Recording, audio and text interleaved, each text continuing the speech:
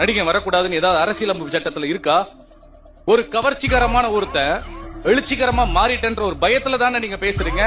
ஓட்டு போற எல்லாருக்குமே ஆசை வேணும், நாட்டு ஆளணும் ஆசை வேணும். ஐயா எம்ஜிஆர் வந்தாங்க, அம்மா ஜெயலலிதா வந்தாங்க, கலைஞர் கருணாநிதி வசனம் எழுதி தானே ஃபேமஸ் ஆனாரு.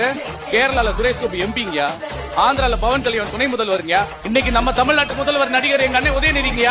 சார் 20-30 வருஷமா மக்கள் நல இயக்கத்துல ரசிகர்களா இருந்து விலையில்லா மருந்தகம், விலையில்லா விருந்தகம், விலையில்லா குருதியகம், கண்காணம், விவசாயிகள் பிரச்சனைக்கு, மக்கள் பிரச்சனைக்கு, கல்வி பிரச்சனைக்கு, எல்லா பிரச்சனைக்கும் போய் நின்றுருக்கா சார். ரசிகரா நின்றுருக்கா. இன்னைக்கு தொண்டனா மாறி, நிர்வாகியா மாறி, அரசியல் கட்சிக்கார வெட்டி கட்டி கழுத்துல நிக்க போறா.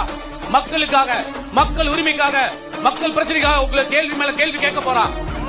எல்லாத்தையும் தூக்கி போட்டு மக்கள் பணி வரும்போது ஏன் சார் தடுக்கிறீங்க? விஜய் அண்ணாக்கு பின்னாடி கோடி பேர் இருக்காங்க சார். தமிழக வெற்றி கழகத்தின் தலைவர் விஜய் வருகை தமிழ்நாட்டு மண்ணுக்கும் மக்களுக்கும் எழுச்சியே.